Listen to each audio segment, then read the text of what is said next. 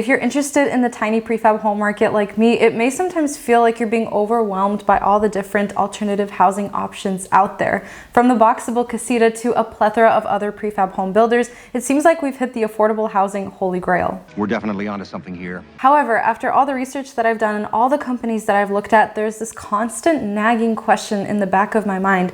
Are these tiny homes actually affordable or not? Now, I do have a video on my channel where we discuss if the boxable casita is affordable or not, and we went through all of the additional costs that you should be expecting if you are buying a prefab home like the boxable casita.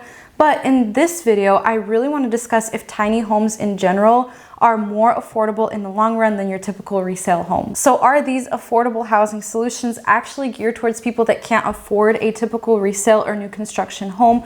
Or are they geared towards investors and developers, as well as maybe people that are looking for a beautiful ADU or a unique minimalist lifestyle that they don't mind paying extra for? Is this a viable long-term solution to lack of affordable housing, or is the attractiveness of the supposed affordability of these homes actually just a huge marketing tactic in order to get people excited about tiny prefab homes? Is this a trick? At first blush, it may seem like tiny homes are the affordable housing solution that we've been looking for, but in today's video, I really want to analyze all the pros and cons between a tiny home and your typical existing stick-built home, and why the tiny home may not necessarily be the catch-all solution for affordable housing that we think it is. Let's discuss.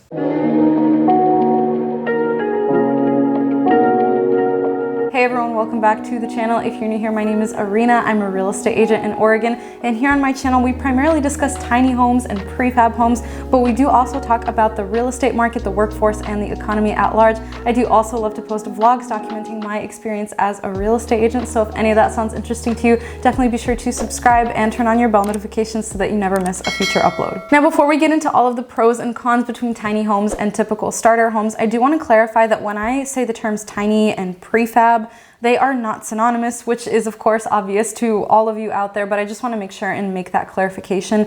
A tiny home can be stick built, it can be prefab. Literally, the term tiny home generally just refers to homes that are less than 600 square feet. The term prefab, as you all know, is referring to homes that are made in a factory, or portions of that home are made in a factory, and then the home is shipped out to the site and assembled once on site. So basically, prefab homes are not always tiny and tiny homes are not always prefab, but a lot of builders do combine the two. They create prefab tiny homes, and that combination is really attractive to people because you basically get a home shipped out to your site and it is small, it's easy to maintain, and the sticker price is really, really attractive in many cases for a lot of these home products. Because I do want to start off on a positive note, let's talk about the pros of tiny home living. The first thing that comes to mind is that tiny homes are unique, they're customizable, and they are exciting. A lot of people are really drawn to that minimalist lifestyle. I have said this before in previous videos, but I really do believe that tiny homes are not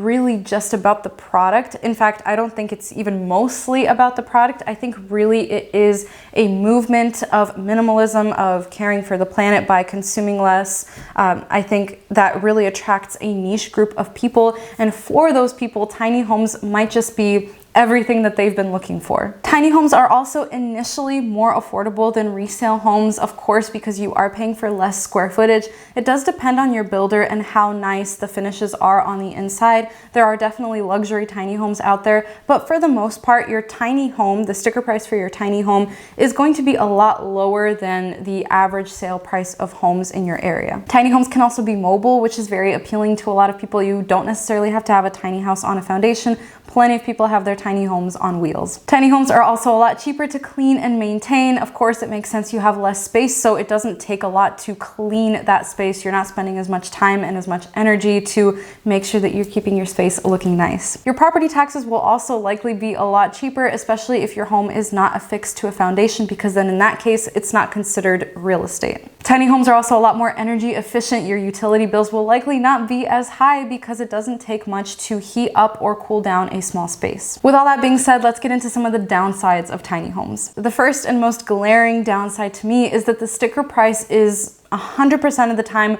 not going to be your bottom line when all is said and done. And I feel totally comfortable and confident saying that because there really are a lot of additional costs that these companies don't have to take into account when they're advertising their sticker price, because they're really just telling you how much the home itself costs.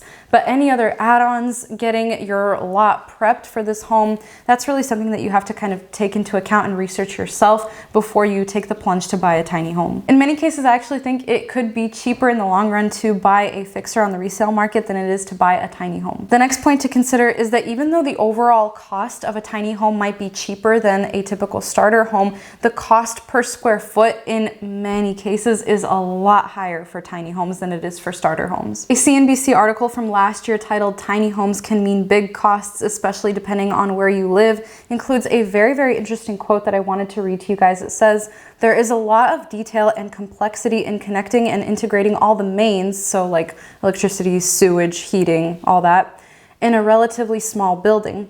All of the material and labor often require custom or specialty sizing, which all adds to the additional cost of building and maintaining the tiny home." And that's a really interesting point that a lot of people, including myself, don't consider. A lot of the sectors involved with building homes are really geared towards homes that are of a typical size. And for a starter home, I might say that that range is like from 900 square feet to 1,500 square feet. I think that's a pretty solid range. And if you're wanting to have a home that's a lot smaller than that, you really have to put your heads together with your contractor and all the people that are involved with building your home and figure out how to do that in a way that makes sense for such a small space. Another huge downside is that most zoning codes do not recognize tiny homes as a primary dwelling, so it's really hard to actually get a home like this permitted. So unless you already have a home on the lot and your tiny home is going to be like an ADU, or if you have your tiny home on wheels, so it's not really considered real property, you wouldn't be able to get a tiny home permitted as a primary dwelling on your lot in most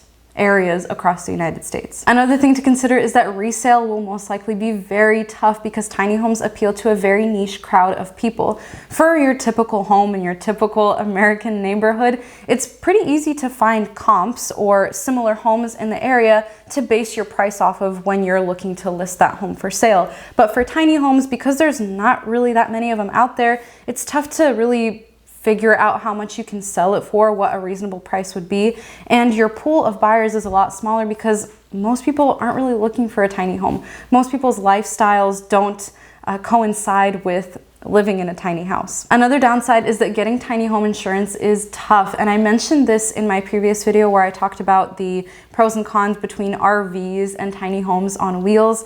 Getting a tiny house insured is tough because a lot of insurance companies don't really have parameters around how to insure a tiny house because they don't have a lot of experience with that. So that's another downside that you might not think about at first blush. Another thing to consider is that there will be no tax deduction benefits if your tiny home is not affixed to a foundation. And I mentioned this earlier in the video, but if your home isn't affixed to a foundation, at that point, it's not considered real estate. It's not considered real property. It's actually considered personal property because it can be moved off of the lot. Another point that I've been thinking about a lot lately, and I'd love to hear your opinions on this particular point, especially in the comments down below, is that the tiny home market is often heavily absorbed and saturated by investors and developers, which can be really cool on one end. It's a great way to make passive income. It's a great way to create very cool Airbnbs in cool locations. I totally get that, and I am not opposed to investors and developers purchasing these homes, of course. But I think that in a lot of cases, these homes are being marketed as affordable housing to the average Joe, right? So if they're mainly benefiting investors and developers, while the average Joe is still struggling to find affordable housing, is the tiny home, the tiny prefab home, really an affordable housing solution? Let me know what you think about that in the comments below. Overall, I think that the tiny home definitely works for some, but is not a catch-all solution for affordable housing, unfortunately. I think it really works better for those that are looking for additional space in the form of an ADU versus those that are looking for affordable space in the form of a primary dwelling. As always, I love to hear all of your thoughts and opinions in the comments down below, and if you have any video suggestions for me, definitely leave those in the comments as well. If you'd like to see more of my life behind the scenes, definitely follow me over on Instagram at ArenaD. And of course, you guys know that I am a real estate agent here in Oregon. If you or anyone you know have any buying, selling, or investing needs, all of my contact information is in the description box down below. I'd love to hear from you and help you achieve your home goals. Other than that, I will see you next week for a brand new video. Bye!